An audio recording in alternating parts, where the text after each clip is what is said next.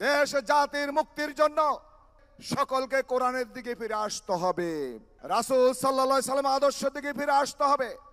এই আদর্শ কালজয়ী আদর্শ, এই আদর্শ হচ্ছে মুক্তির আদর্শ।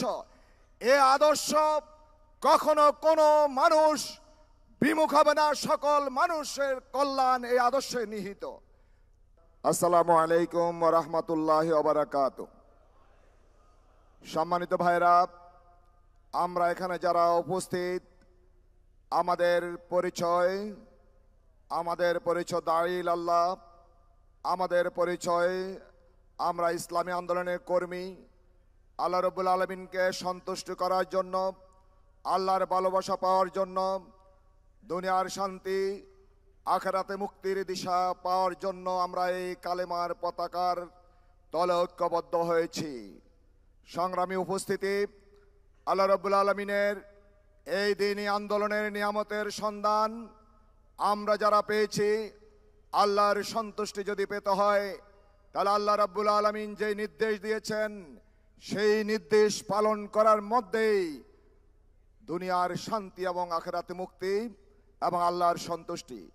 আল্লাহ রাব্বুল আলামিন পবিত্র কোরআনুল কারিমে বলেন, আউযু বিল্লাহি মিনাশ শাইতানির রাজিম, বিসমিল্লাহির রহমানির রহিম, আতিউল্লাহ ওয়া আতিউর রাসূল ওয়া উলিল আমরি মিনকুম। তোমরা আল্লাহর আনুগত্য করো, রাসূলের আনুগত্য করো এবং তোমাদের কর্তৃত্বশীল দায়িত্বশীলদের আনুগত্য করো। আমরা বিগত 17 বছরে ঢাকা মহানগরীতে প্রতিটি অলিতে গলিতে সকাল দুপুর রাত এই নেতৃত্বের অধীনে আমাদের আনুগত্যের শির নত করে আমরা যেভাবে ভূমিকা পালন করেছি, আল্লাহ রাব্বুল আলামিন সেই ভূমিকার কারণে এই আন্দোলনকে আল্লাহ রাব্বুল আলামিন বিজয় দান করেছেন। আমরা পেশিবাদ মুক্ত করেছি। সম্মানিত উপস্থিতি, আমাদেরকে বলে গেলে হবে না, আমরা যেই ইমানি আন্দোলনের দাওয়াতের ময়দানে আছে, আল্লাহ রাব্বুল আলামিনের প্রতিটি কাজ, প্রতিটি নির্দেশ, প্রতিটি কর্ম যদি আল্লাহর সন্তুষ্টির মাধ্যমে করতে পারি, আনুগত্যের মধ্যে থেকে করতে পারি, তাহলেই আল্লাহর সন্তোষ আমরা পাব। আল্লাহ রাব্বুল আলামিন সূরা মুহাম্মদের 33 নম্বর আয়াতে বলেন, আতিউল্লাহ ওয়া আতিউর রাসূল ওয়া লা তুবতিলু আমালাকুম। তোমরা আল্লাহর আনুগত্য করো, রাসূলের আনুগত্য করো এবং তোমাদের আমল বরবাদ করো না। সম্মানিত উপস্থিতি, আমাদের এই প্রতিটি কাজ, প্রতিটি কর্ম, আপনার আমার শয়নে স্বপনে আলপনা কল্পনা জল্পনা যাই কিছু করে না কেন, ওমা তাকুমুর রাসূলু ফাখুযুহু ওমা তাকুমুর রাসূলু ফাখুযুহু ওমা নাহাকুম আনহু ফান্তাহু। এই আয়াতকে সূরা হাশরের 7 নম্বর আয়াতকে সামনে রেখে আল্লাহ যাহা দিয়েছেন, রাসূল যেটা নিষেধ করেছেন, সেটা যদি করতে পারি তাহলে আমাদের ব্যক্তি জীবন, সমাজ জীবন, রাষ্ট্রীয় জীবনে প্রতিটি কাজে আল্লাহর সন্তোষ আমরা অর্জন করতে পারব।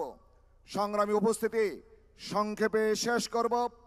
আমরা মনে করি এই জমিনকে যদি পবিত্র করতে হয়, বাংলাদেশের সকল আবর্জনা পবিত্র অপবিত্র চিন্তা চেতনা থেকে মুক্ত হয়ে দেশ জাতির মুক্তির জন্য আপনাকে আমাকে মানুষের মুক্তির দিশা দিতে হলে সকলকে কোরআনের দিকে ফিরে আসতে হবে, রাসূল সাল্লাল্লাহু আলাইহি সাল্লাম আদর্শের দিকে ফিরে আসতে হবে। এই আদর্শ কালজয়ী আদর্শ, এই আদর্শ হচ্ছে মুক্তির আদর্শ। এই আদর্শ কখনো কোনো মানুষ বিমুখ হবে না, সকল মানুষের কল্যাণ এই আদর্শে নিহিত। আমরা বিগত সময়ে যেভাবে প্রতিটি অক্ষরে অক্ষরে নেতৃত্বের আনুগত্য থেকে সংগঠনের প্রতিটি স্তরে আন্দোলন সংগ্রামে জেল জুলুম নির্যাতন ফাঁসি উপেক্ষা করে ঢাকা মহানগরীতে প্রতিটি কর্মসূচি বাস্তবায়নের মাধ্যমে আন্দোলনকে এগিয়ে নিয়েছি, বেশিরভাগ মুক্ত করেছি। আগামী নির্বাচনে 19 জুলাইয়ের আমরা যে ঐতিহাসিক সোহরাওয়ার্দী উদ্যানে যেভাবে ভূমিকা পালন করেছি, ঠিক সেভাবে 2026 সালের নির্বাচনে বাংলাদেশ জামায়াত ইসলামী প্রতিটি কর্মী ঢাকা মহানগরী প্রতিটি অলিতে গলিতে আমাদের কাঙ্ক্ষিত বিজয় ছিনিয়ে আনার জন্য জান মালের কোরবানি চূড়ান্ত বিজয় ছিনিয়ে না আসা পর্যন্ত মাঠে ময়দানে আমরা ভূমিকা পালন করব সেই প্রত্যয় ব্যক্ত করে এবং সকল ভাইদেরকে ধন্যবাদ এবং শুভেচ্ছা জানিয়ে আমার সংক্ষিপ্ত বক্তব্য এখানে শেষ করছি। আল্লাহ হাফেজ।